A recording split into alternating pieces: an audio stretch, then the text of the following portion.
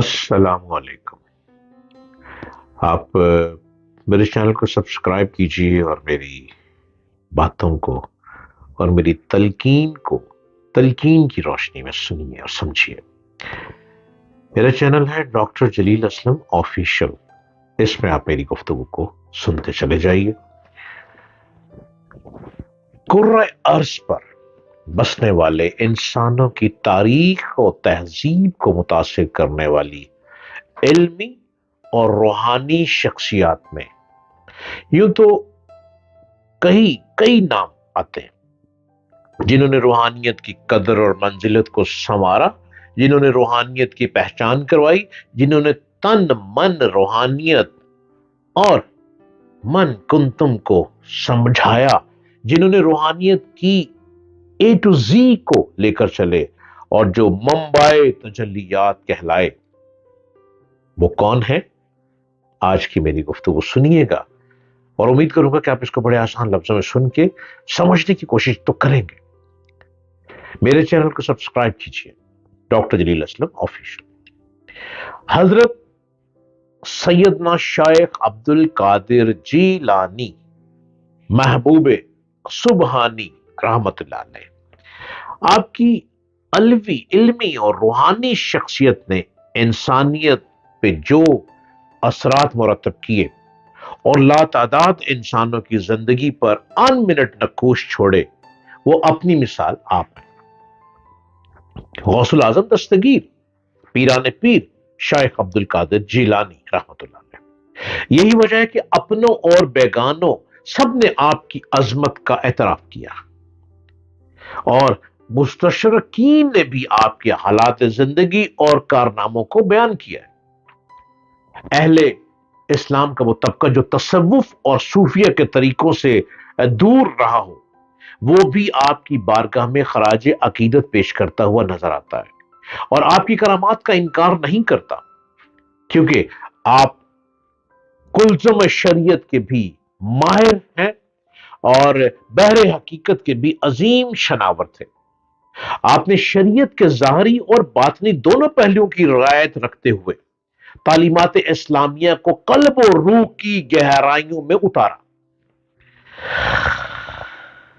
آپ کے ایک ہاتھ میں شریعت کا جام تھا اور دوسرے میں طریقت کا جام تھا۔ جہاں آپ نے علم کے چراغ روشن کیے، وہیں یہ معرفت کے پھول بھی بکھیرے۔ آپ کے انداز تعلیم اور منہج تربیت نبوی طریقے تعلیم و تربیت کا عکس جمیل تھا۔ قصیدہ غوثیہ میں ایک مقام پر آپ خود فرماتے ہیں، ہر ولی کے لیے ایک نقش قدم ہے جس پر وہ چلتا ہے، بے شک میں نبی کریم صلی اللہ علیہ وآلہ وسلم جو بدر کامل ہیں ان کے نقش قدم پر چلتا ہوں۔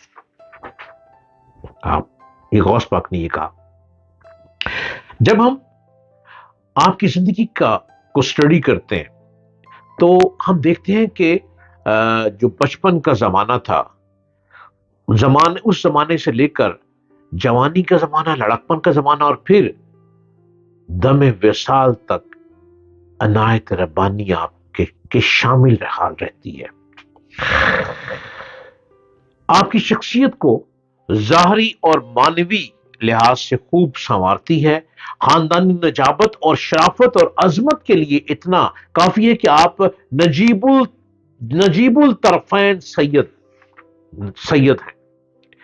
شیخ ابو صالح جنگی دوست اور سیدہ ام خیر فاطمہ بنت سید ابو عبداللہ سومئی جیسی ہستیوں کے ملاپ سے دریائے دجلہ کے قریب جیلان کے کوہستان میں قصبہ نیف میں 471 ہجری میں آپ پیدا ہوئے۔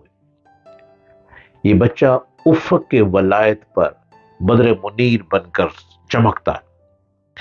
بچپنے میں والد گرامی کا سایہ سر سے اٹھ جانے کے باعث پرورش اور تعلیم کی ساری ذمہ داری نانا جان اور والدہ کے قدموں پر آ پڑی۔ جیلان میں ابتدائی تعلیم کے بعد حصول علم اور زیارت صالحین کے لیے آپ مختلف جگہوں پہ پہنچتے رہے۔ اس راستے میں آپ جو مشکلات اٹھاتے اور مجاہدات کرتے ہیں، اس کی مثال کہیں اور نہیں ملتی۔ خود فرماتے ہیں کہ جس قدر مشقتیں اور صحبتیں مجھ پر پڑی تھیں، اگر وہ کسی پہاڑ پر ڈال دی جاتی تو پہاڑ بھی ریزہ ریزہ ہو جاتے۔ شیخ حماد بن مسلم الدباس جیسے شیخ تربیت اور حضرت ابو سید ماخرمی جیسے شیخ طریقت بزرگوں کے فیض سے خوب فیض ہو کر آپ مرشد شیخ ابو سید محرمل کے قائم کردہ مدرسہ لطیفیہ بدرس اس میں تعلیم حاصل کرنے کے لیے مقرر ہوئے، درس و تدریس دینے کے لیے، اور پھر اس مدرسے کی جدید تعمیر کر کے اس کا نام مدرسہ قادریہ رکھا، جہاں سے ہزاروں تشنگان علم و معرفت اور روحانیت کے عاشق لوگ اپنے اپنے حصے کا پانی پینے کے لیے آتے رہے۔ حافظ عبد الغنی مقدوسی اور شیخ مفق الدین بن قدامیہ جیسے محدث و فقیہ آپ کے طراز میں سے ہیں۔ آپ کے درس و تدریس کی مدت کم و بیش 33 سالوں پر محیط ہے۔ حافظ ابن کثیر آپ کے علمی کمالات کے بارے میں کہتے ہیں کہ بغداد جا کر آپ نے حدیث کی سماعت کی اور اس سے اپنا شغل قائم رکھا، یہاں تک کہ اس میں پوری مہارت حاصل کر لی۔ حدیث و فقہ علوم حقائق میں آپ کو طویل بہت مہارت حاصل رہی۔ حضرت محبوب سبحانی مختلف علوم و فنون کا طرز دیا کرتے تھے، واز کیا کرتے تھے، سپیچ کیا کرتے تھے۔ تقریباً 13 علوم میں کلام فرماتے تھے آپ، 13 علوم میں آپ کلام فرماتے تھے۔ غوث پاک قصیدہ غوثیہ میں فرماتے ہیں کہ میں نے علم حاصل کیا یہاں تک کہ میں مقام میں قطبیت پر فائز ہو گیا، اور میں نے سعادت بندی کو پا لیا مولا کل کی بارگاہ سے۔ یہ ہے غوث العظم دستگیر۔ آپ اپنے وقت کے مفتی حنابلہ بھی تھے، اور مشکل مسائل کے سلسلے میں آپ کی طرف رجوع کیا جاتا تھا، لوگ مسائل آپ سے پوچھتے تھے۔